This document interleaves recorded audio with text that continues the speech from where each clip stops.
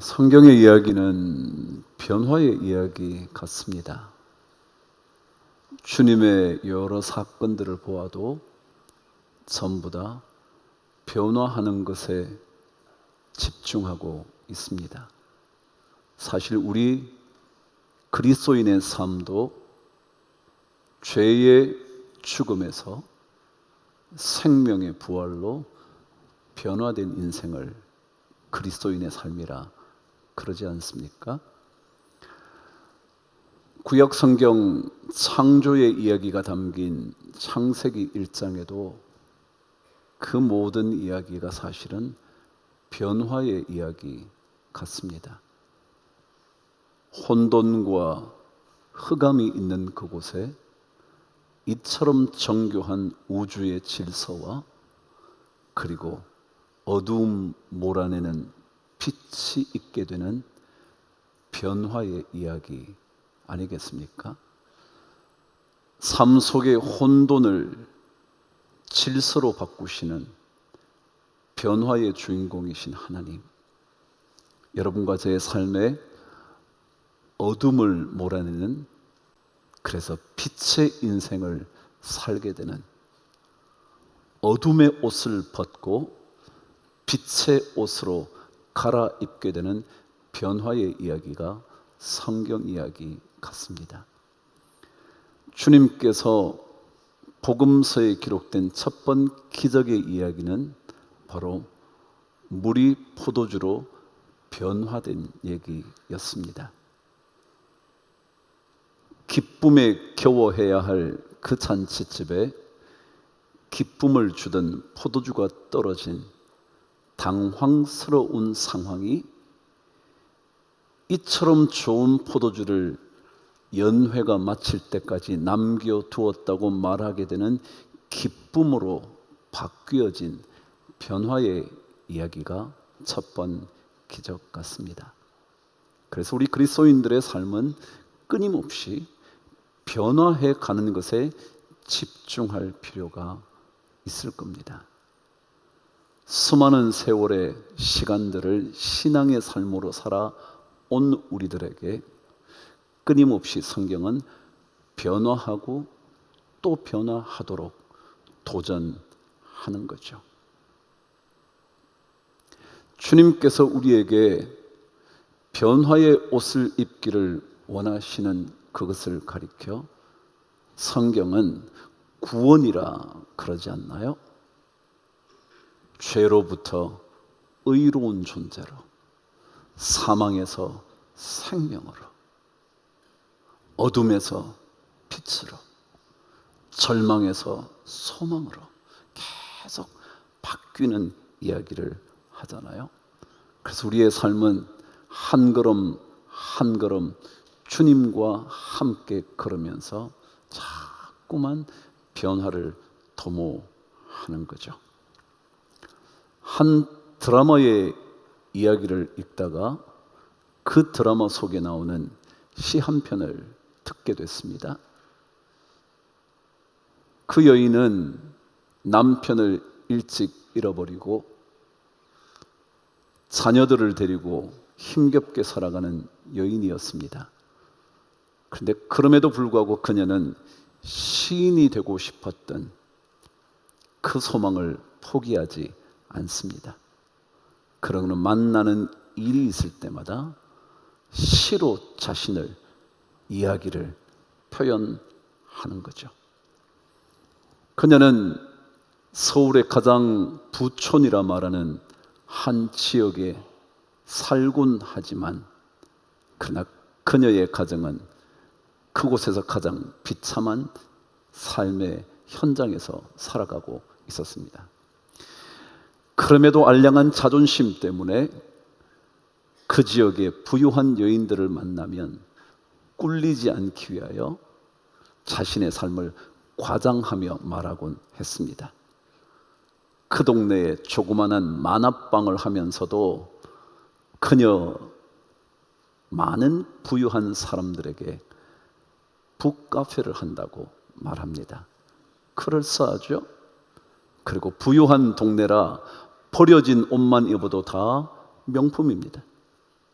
그래서 조금도 꿀리지 않는 듯 살아갑니다. 어느 날 그녀가 백화점 문인, 클럽 회원인 부잣집 여인의 곱게 나이 든 피부를 보면서 이런 시 한 편을 짓습니다.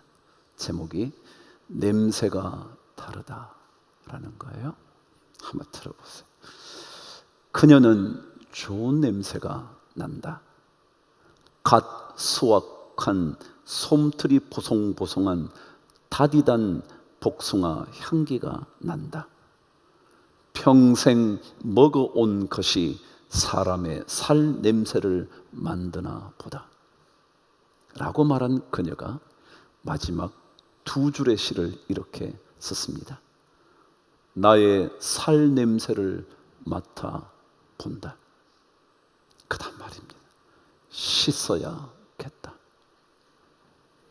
웃음이 나오시죠? 나는 비참한 인생을 살면서 내가 씻어야겠구나. 저 여인처럼 향기로운 냄새가 나기 위해서. 그런 시를 썼는데 저에게는 갑자기 어떻게 들려졌냐면 이 여인은 화려한 외모와 부러운 피부를 보면서 나의 삶을 씻어야겠다 생각한 것은 아닐까요? 혹시라도 나는 왜 저런 인생을 살지 못하게 됐지? 나는 왜 하필이면 이런 인생의 주인공으로 비극적으로 살아야 하는 거지? 라는 원망의 마음을 씻어버려야겠다. 그것이 어쩌면 변화라는 거 아닐까요? 우리는 환경이 좋지 않으면 우리는 전부가 원망의 이야기부터 쏟아놓게 될 때 내 자신을 들여다보면서 나의 삶의 냄새를 맡아보면서 이런 마음 씻어버려야지, 이런 헛된 생각 씻어야지 라고 생각하는 것이 변화가 아닐까 싶은 거죠. 그런데 성경은 이런 변화의 이야기를 우리들에게 이렇게 도전합니다. 마음을 새롭게 함으로 변화를 받는 이 일에 대하여 오늘 성경 2절은 중요한 한 단어를 그 뒤에 연결시키므로 진짜 변화는 어떻게 일어나는가? 아니, 영적인 변화는 어떻게 일어나는가? 여러분, 우리는요 그냥 변화하려고 예수 믿는 게 아니에요. 우리의 변화는 영적인 변화를 위한 것입니다. 그냥 삶을 좀 예수 믿고 잘 사는 게 아닙니다. 그냥 어쩌다가 정화수 한 그릇 떠놓고 절을 하며 기도하며 삶이 달라지기를, 변화하기를 원하는 것이 아니라 영적인 변화를 꿈꾸는 겁니다. 그래서 오늘 성경은 12장 2절에서 이렇게 말을 하는 겁니다. 읽어보실까요? 시작. 너희는 이 세대를 본받지 말고 오직 마음을 새롭게 함으로 변화를 받아 하나님의 선하시고 기뻐하시고 온전하신 뜻이 무엇인지 분별하도록 하라. 이런 변화의 얘기가 있습니다. 마음을 새롭게 함으로 변화하는 겁니다. 근데 그 다음 말이 뭐냐면 하나님이라는 것입니다. 말하자면 그리스도인의 영적인 변화는 언제나 하나님과 연결되어 있을 때만 가능하다라는 것입니다. 다른 어떤 것들과 연결되어서는 우리의 변화는 세속적인 변화입니다. 좀 더 잘 살아보겠다든지, 좀 더 남들에게 권력을 떨쳐보겠다든지, 이름을 좀 날려보겠다든지 그런 정도밖에 되지 않습니다. 그래서 우리 그리스도인의 변화, 영적인 변화는 하나님과 나의 모든 것이 연결될 때 영적인 변화가 일어납니다. 제가 말씀드렸잖아요. 왜 영적인 예배를 사도 바울이 말하면서도 우리의 몸 그리고 살아있는 재물이라는 것과 연결을 시켰냔 말이죠. 다시 말하면 이 땅의 삶이 다 영적인 예배라는 거죠. 그러려면 이 땅의 삶이 하나님과 연결돼야 된단 말이죠.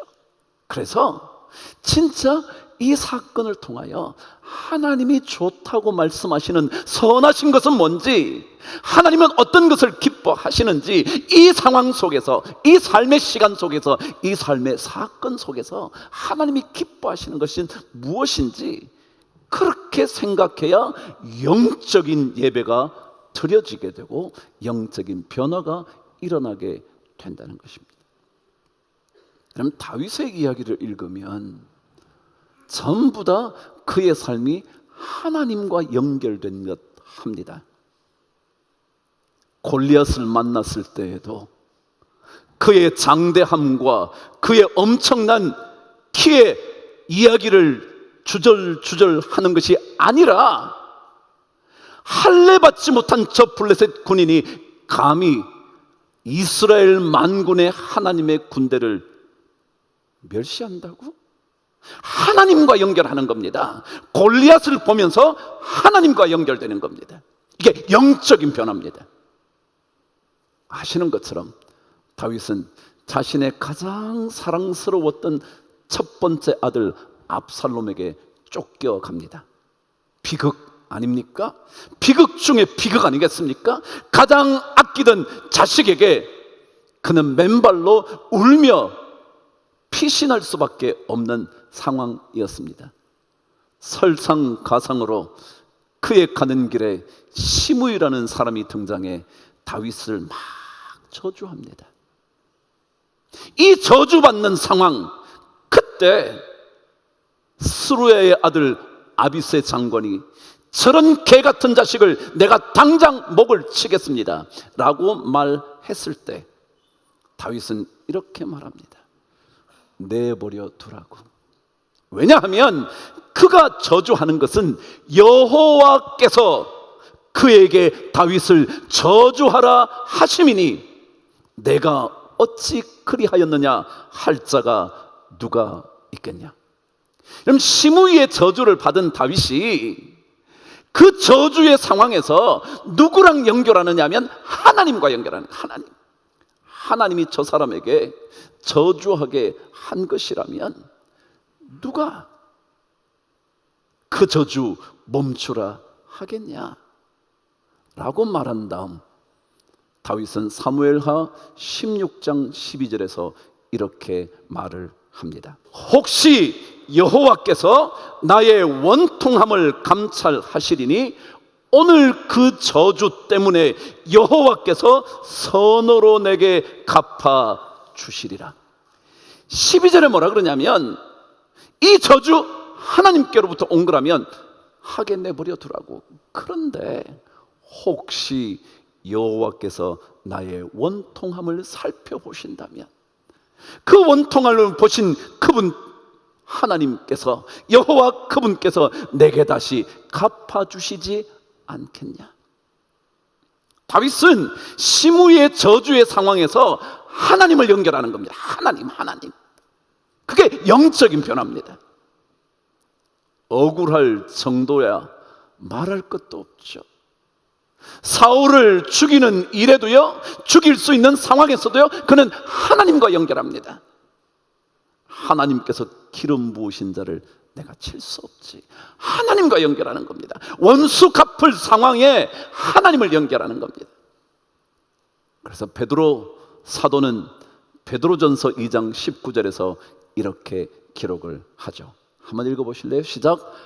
부당하게 고난을 받아도 하나님을 생각함으로 슬픔을 참으면 이는 아름답다.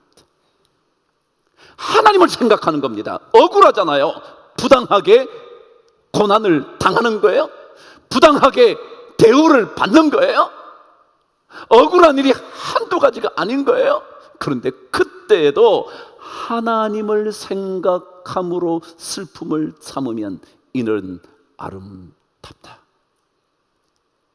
신앙은 뭐냐면요, 모든 것을 하나님과 연결시키는, 마음의 변화요, 이거 하나님과 연결시킬 때라야만 진짜 영적인 변화가 있다는 거예요.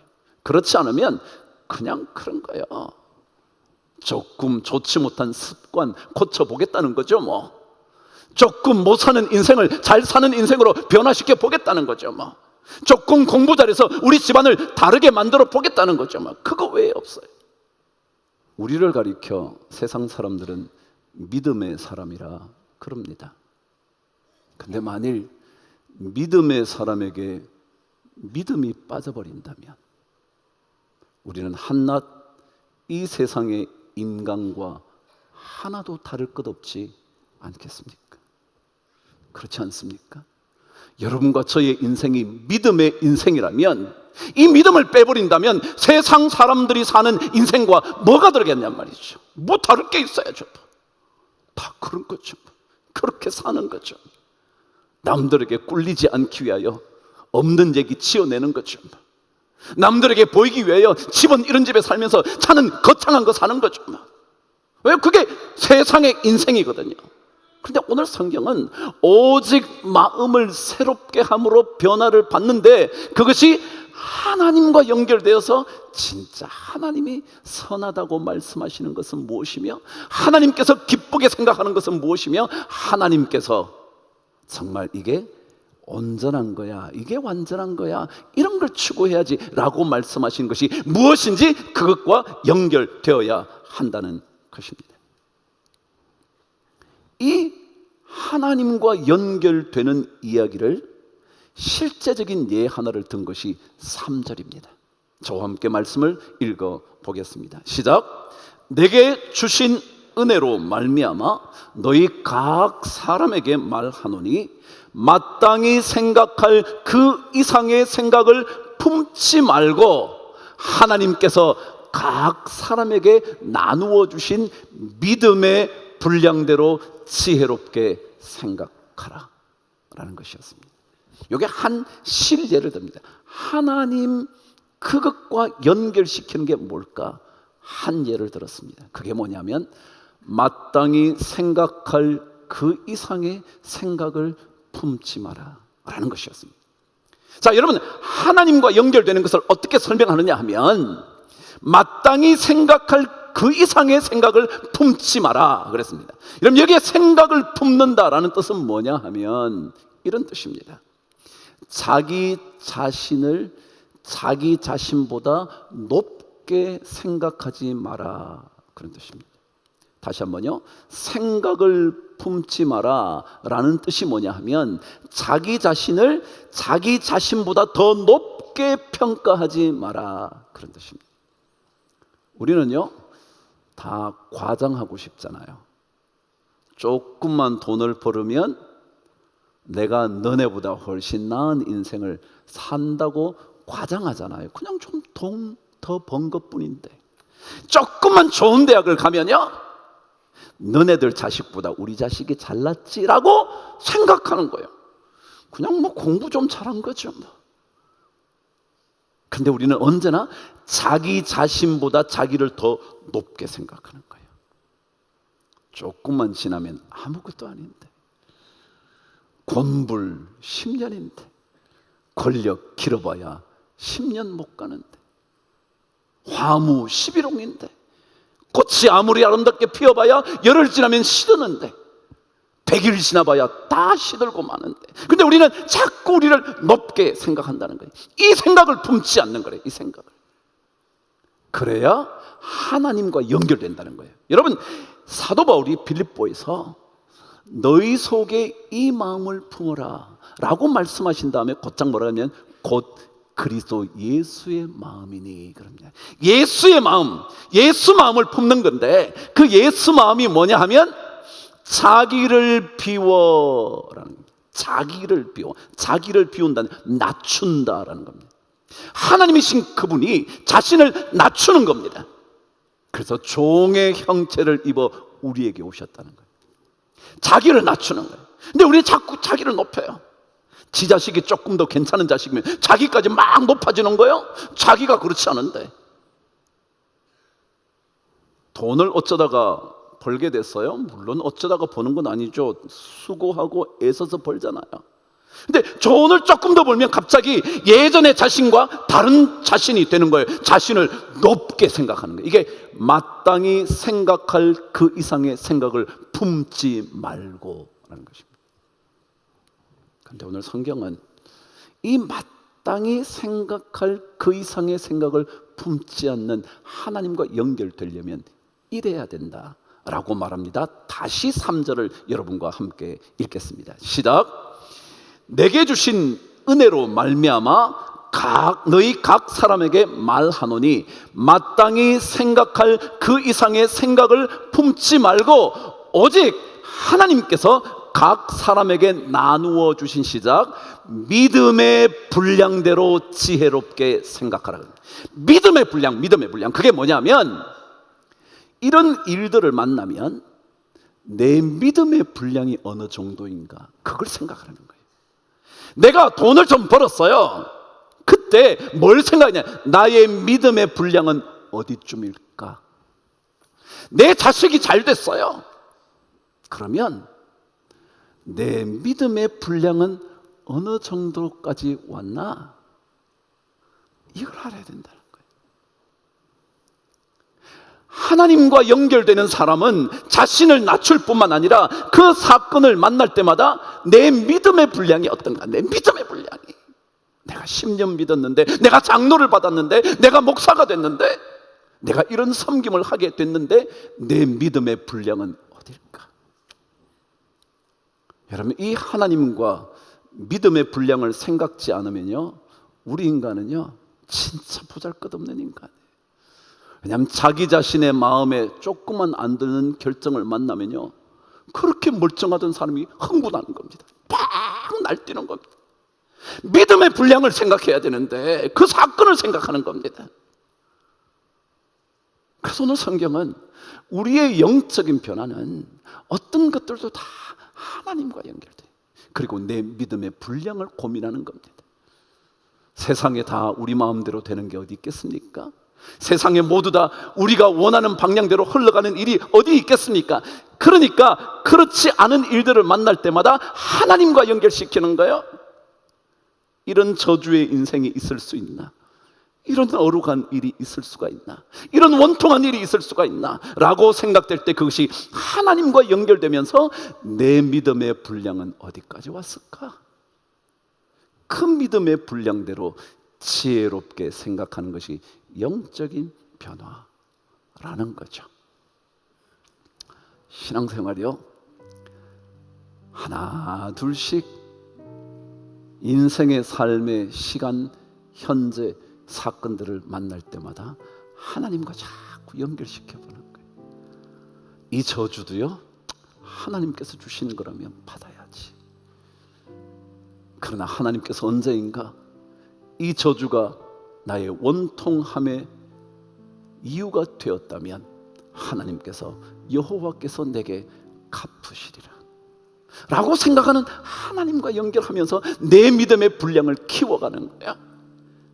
그렇게 되면 우리의 영적인 변화는 서서히 일어나는 거예요. 우리는 그냥 삶의 습관을 변화시키려고 예수 믿지 않아요. 물론 바뀌어야죠. 그러나 그것이 아니라 어떤 삶의 순간에도 하나님과 자꾸 연결하는 거예요. 그래서 나 자신을 낮추는 거예요. 그래서 주님께서 마침내 가장 좋고 가장 기뻐하시고 가장 온전하신 것을 서서히 깨달아가면서 그 걸음을 걸어가는 거죠. 저는 이런 복된 삶의 시간들을 우리 모든 성도님들이 꼭 걸어갈 수 있게 되기를 주의 이름으로 축복합니다.